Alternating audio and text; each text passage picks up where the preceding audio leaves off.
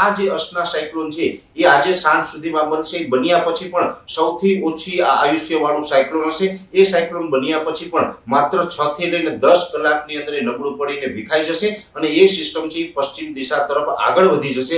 પણ સારા સમાચાર એ છે કે આ સાયક્લોન છે એ ગુજરાતને કોઈ રીતે અસર કરતા નથી, કેમ કે એ જે ડીપ ડિપ્રેશન સિસ્ટમ છે એ અત્યારે કચ્છથી પશ્ચિમ દિશા તરફ સમુદ્રમાં આગળ વધી રહી છે। એટલે હવે જેટલો સમય વધારે જશે એમ ગુજરાતથી ખૂબ એ સિસ્ટમ દૂર નીકળતી જશે। એટલે ગુજરાતને આનાથી કોઈ ખતરો નથી, એટલે અહીંયા કોઈ પેનિક થવાની જરૂર નથી, કોઈ ગભરાવાની જરૂર નથી। ગુજરાતની અંદર જોવા જઈએ તો પશ્ચિમ સૌરાષ્ટ્ર, જામનગર, પોરબંદર જેવા વિસ્તારો છે અને કચ્છના વિસ્તારોની અંદર આજે 30 તારીખના રોજ સાંજ સુધી હળવા સામાન્ય વરસાદો પડી શકે છે અને પવનની સ્પીડ છે એ લગભગ 40 થી લઈ અને 60 કિલોમીટર પ્રતિ કલાકની ઝડપે પવનો ફૂંકાશે અને જેના ગસ્ટિંગ હોય છે, જે ઝટકાના પવનો હોય છે એ 70 થી લઈને 80 કિલોમીટરની ઝડપે ફૂંકાય તેવી શક્યતાઓ છે। આજે 30 તારીખ સુધી પશ્ચિમ સૌરાષ્ટ્ર અને પશ્ચિમ કચ્છના ભાગોની અંદર પવનની ઝડપ રહી શકે છે અને વરસાદ છે એ પણ છેલ્લા 4-5 દિવસથી જે વરસાદો પડતા હતા એમાં ઘટાડો નોંધાશે। છૂટાછવાયા સામાન્ય વરસાદો આજ સાંજ સુધી નોંધાય તેવી શક્યતાઓ છે। ખાસ કરીને આજે સાંજેથી સંપૂર્ણપણે ગુજરાત છે આ સિસ્ટમની અસરમાંથી મુક્ત થઈ જશે। આજે પણ ઘણી જગ્યાએ વાતાવરણ ખુલ્લું થયું છે, તડકો નીકળ્યો છે। એવી રીતે આવતીકાલે 31 ઓગસ્ટથી રાજ્યભરનું વાતાવરણ ખુલ્લું થઈ જશે, તડકો નીકળશે। એમાં સૌરાષ્ટ્ર, કચ્છ, ઉત્તર ગુજરાત, મધ્ય ગુજરાત અને દક્ષિણ ગુજરાત એમ તમામ રીજન છે એની અંદર હવે વરાપ જેવો માહોલ જોવા મળશે।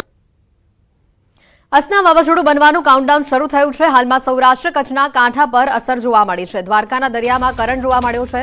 અરબી સમુદ્રમાં ભારે પવન સાથે કરંટ જોવા મળ્યો છે। દ્વારકાના દરિયાએ રૌદ્ર રૂપ બતાવ્યું છે। દ્વારકાના દરિયા કિનારે 15 થી 20 ફૂટ ઊંચા મોજા ઉછળ્યા છે। હવામાન વિભાગે આગાહી કરી હોય ત્યારે દરિયામાં ભારે કરંટ સાથે પવન ફૂંકાતા ઊંચા મોજા પણ ઉછળી રહ્યા છે। માછીમારોને દરિયો ન ખેડવાની સૂચના અપાઈ છે।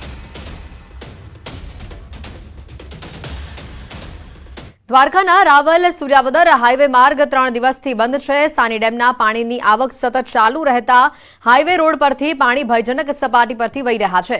3 દિવસથી સતત વરસાદ અને પાણીની આવક સાની ડેમની ચાલુ રહેતા રસ્તાઓ જળમગ્ન થયા છે।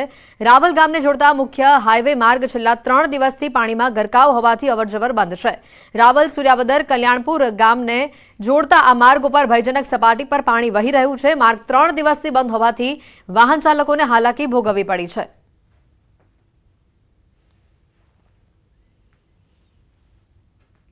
ગુજરાતમાં વરસાદી આફત સમયે ભાજપનો આ સેવા યજ્ઞ સામે આવ્યો છે। મુખ્યમંત્રીની વિધાનસભા ઘાટલોડિયાથી મોટા પ્રમાણમાં રાહત સામગ્રી તૈયાર કરાઈ છે। રાજ્યના અસરગ્રસ્ત વિસ્તારોમાં તાત્કાલિક ધોરણે આ રાહત સામગ્રી મોકલાઈ રહી છે। 15,000થી વધુ રાહત સામગ્રી કીટો મોકલવાની કામગીરી હાથ ધરાઈ છે। રાહત કીટમાં ગોળ, તેલ, તુવેર દાળ, લોટ, ચોખા, ચા, મરચું, હળદર, ધાણાજીરું, ખાંડ, મીઠું, માચિસ, ટૂથપેસ્ટ, બ્રશ અને સાબુનું વિતરણ કરવામાં આવશે। ઘાટલોડિયા ભાજપના કાર્યકર્તાઓ દ્વારા જાતે જ આ કીટ તૈયાર કરાઈ છે।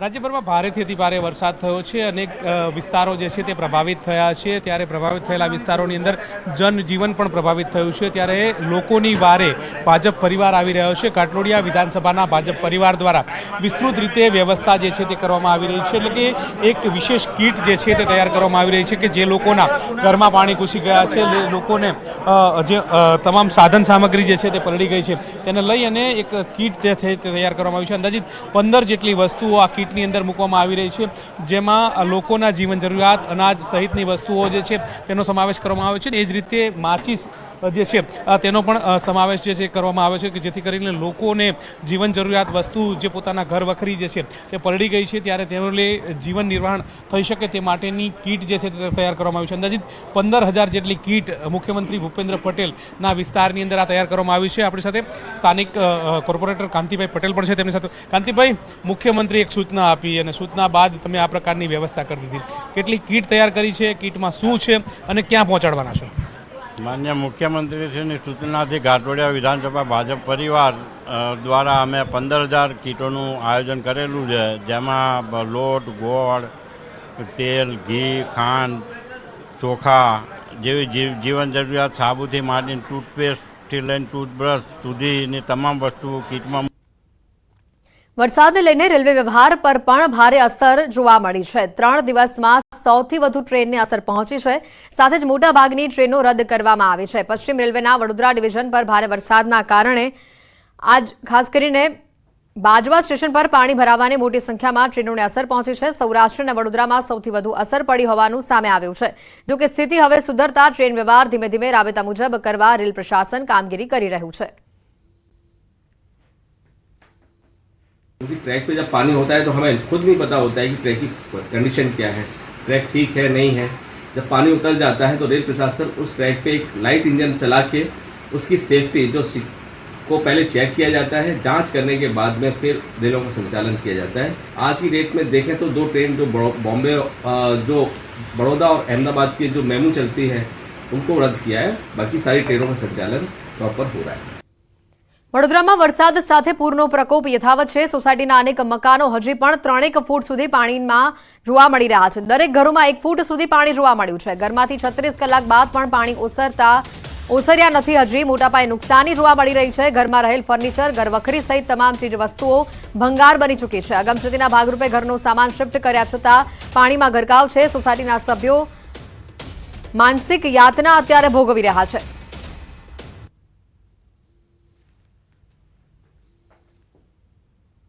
વડોદરામાં જે રીતે પૂરગ્રસ્ત વિસ્તાર થયો હતો, ન માત્ર વડોદરા, અન્ય વિસ્તારોમાં પણ આ પ્રકારની ક્યાંક ને ક્યાંક પરિસ્થિતિ જોવા મળી રહી છે.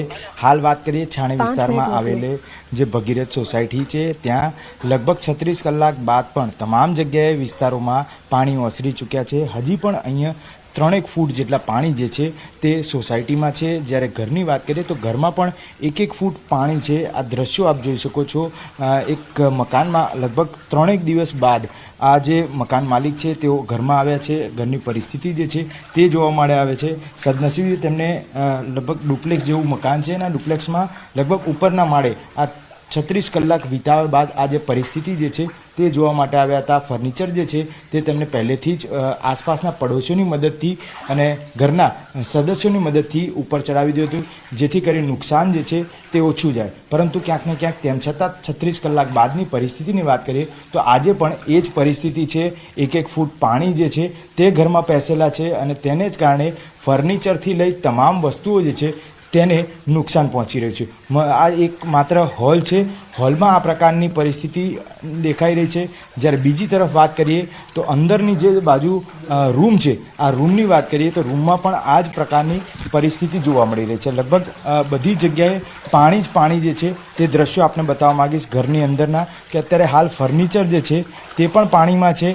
સાથે સાથે અન્ય જે ઘરવખરી જે છે તે પણ પાણીમાં ગરકાવ થઈ ગઈ છે. લગભગ ભગવાનની પૂજા અર્ચના કરવા માટે પણ હવે તેમની પાસે કદાચ સમય ના બચે તે પ્રકારની પરિસ્થિતિ છે. અહીંયા દ્રશ્યો જોઈ શકાય છે કે લગભગ 1 ફૂટ જેટલા પાણી જે છે, મસાલા જે છે, ઘર વખરી જે છે તેની જરૂરિયાત પડતા હાલ તેઓ અહીંયા આગળ આવ્યા છે અને તેમની સાથે વાતચીત કરવાનો પ્રયત્ન કરીશું. વડીલ, કેટલા સમય બાદ અત્યારે હાલ આપ ઘરમાં અહીંયા પ્રવેશ લીધો અને કેવી પરિસ્થિતિ છે? 3 દિવસ બાદ આજે હું ઘરમાં આવ્યો છું. જે કંઈ પરિસ્થિતિ જોઈ છે એ બહુ દયાજનક છે. 36 કલાક બાદ છેલ્લા 2 દિવસથી તો અમે ઇલેક્ટ્રિસિટી પાણી વગર જ ચલાવીએ છીએ. ઘરના બીજા બધા સદસ્યોને મજબૂરીથી બીજે શિફ્ટ કરવા પડ્યા, કારણ કે ઉપરની ટાંકીમાં પાણી ચડાવાય એ પ્રકારે ઇલેક્ટ્રિસિટીની સુવિધા હવે નથી રહી, પીવાના પાણીની સુવિધા નથી રહી. ચારે બાજુ જે ગંદકી છે એના કારણે ગમે ત્યારે રોગચાળો ફાટી નીકળે એ પ્રકારની પરિસ્થિતિ નિર્માણ થયેલી છે. આસપાસના પડોશના જ માત્ર સહારે અને બહારથી કેટલાક મિત્ર વર્તુળ છે કે જે સમયસર આપણને કંઈક જરૂરિયાતની ચીજ વસ્તુઓ, પાણી છે, ખોરાક છે, દવાદારો, કંઈ પણ વસ્તુ અમને જરૂરિયાતની સમયસર પહોંચાડે, એ પણ જીવના જોખમે એ આટલા ગળા સુધીના પાણીમાં અને તરાપાની મદદથી બધી વસ્તુઓ લઈને અમને પહોંચતી કરતા હતા. મકાન માલિકનું કહેવું છે કે ગેરકાયદેસર દબાણો અને વિશ્વામિત્રી નદીની આસપાસ થયેલા જે આ દબાણો જે છે તેના કારણે સોસાયટી અને તમામ સભ્યોને પોતાની જમા પૂંજી જે છે તે આ પૂરની પરિસ્થિતિમાં ગુમાવવાનો વખત આવ્યો છે. કેમેરામેન ખેંગાર રાઠોડ સાથે મૌલિક દામેચા, ન્યૂઝ 18 ગુજરાતી, વડોદરા. ઓગસ્ટમાં ભારે વરસાદ બાદ ઉત્તર ગુજરાતના ઘણા તળાવોમાં સારી આવક જોવા મળી રહી છે. પાટણના સમીના નાની ચંદુર ગામના તળાવમાં આવક થતા સ્થાનિકોમાં ભારે ખુશી છે. નાની ચંદુર ગામે તળાવ વરસાદી પાણીથી છલોછલ ભરાતા ગામ લોકોમાં હરખની હેલી છે. ઢોલ નગારા સાથે ગામ લોકો એકત્રિત થઈ તળાવના વધામણા કરી રહ્યા છે. તળાવમાં નારિયેળ ફેંકી સ્થાનિક તરવૈયાઓ દ્વારા સ્પર્ધામાં ભાગ લેવામાં આવ્યો. પ્રથમ આવનાર તરવૈયાને પ્રોત્સાહન ઇનામ આપી સન્માનિત કરવામાં આવ્યું. નાની ચંદુર ગામે ગામ તળાવનું પાણી બારેમાસ ગામ લોકો અને સાથે ઘર વપરાશ અને પશુઓને પીવડાવવા માટે આ પાણી તેઓ ઉપયોગમાં લે છે. ગુજરાતમાં